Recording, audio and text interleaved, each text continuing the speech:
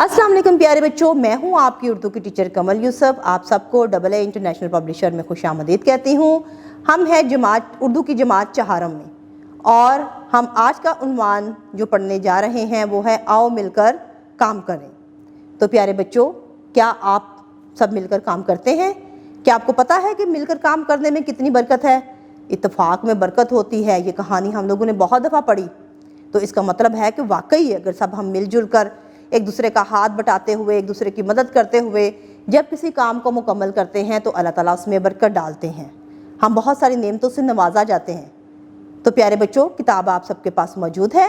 अपनी किताब को खोलें ताकि हम इस सबक की पढ़ाई कर सकें। सबक नंबर 18, आओ मिलकर काम करें, हासिलात तालुम। इस सबक के मुताले के बाद तुलबा इस काबिल हो जाएंगे कि इस्तेहसानी और तनकीदी गुफ्तगू सुनकर समझ सकें, किसी भी वाक़े कहानी को अपने लफ्ज़ों में बयान कर सकें, मतन को फ़हम से पढ़ सकें, इमला को सेहत के साथ तहरीर कर सकें, अददी तरतीब का फ़र्क समझ कर लिख सकें, अपने मुशाहिदात और ख़यालात को मरबूत, रमा और मौजू अंदाज में लिख सकें, हरूफ जार और हरूफ अतफ़ को पहचान कर दुरुस्त इस्तेमाल कर सकें, दोस्तों को ख़त, दावते नामा और कार्ड तहरीर कर सकें। ख़ास अल्फाज: फ़ख्र, बचपन, ज़रखेज़, दुश्वार, अमारत, हमवार। सबक की पढ़ाई। कासिम का ताल्लुक ज़िला सवात के एक पसमानदा गांव से था। उसे बचपन ही से पढ़ने लिखने का बहुत शौक़ था। इसके शौक़ की तकमील के लिए उसके वालिदैन शहर आ गए और उसे शहर के एक बड़े स्कूल में दाखिल करवा दिया। वो अपनी मेहनत से पढ़ लिख कर इंजीनियर बन गया और बैरून मुल्क जाकर एक बड़ी फर्म में नौकरी करने लगा। कासिम वहाँ की सहूलियात देखकर बहुत हैरान होता। अक्सर उसका दिल कुड़ता कि उसके गांव में लोगों के पास ऐसी सहूलियात क्यों नहीं। उसका मुल्क कुदरती ज़खायर से माला माल है और ज़मीनें ज़रख़ेज़ हैं। वहाँ हर किस्म के फल और सब्ज़ियाँ काश्त की जाती हैं। इन फल, सब्ज़ियों और अनाज से कसीर ज़र मुबादला भी हासिल किया जाता है। फिर ये सहूलतें क्यों नहीं? उसने अपने दिल में ठान लिया था कि वो अपने मुल्क वापस जाकर अपने गाँव की बेहतरी और तरक्की के लिए तरक्याती काम करेगा। गांव के लोग कासिम की बहुत इज्जत करते थे और उस पर फख्र करते थे।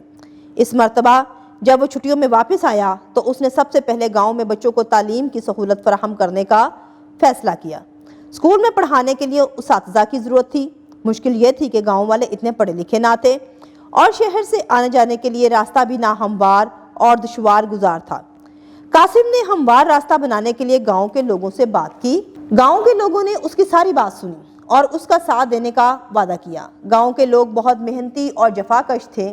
गांव वालों ने अपनी मदद आप के तहत पहाड़ों को काट कर हमवार रास्ता बनाया। दरिया अबूर करने के लिए उन्होंने एक छोटा सा पुल भी बनाया। इलाके के ज़मींदार ने स्कूल की तामीर के लिए अपनी कुछ अराजी भी अतिया कर दी।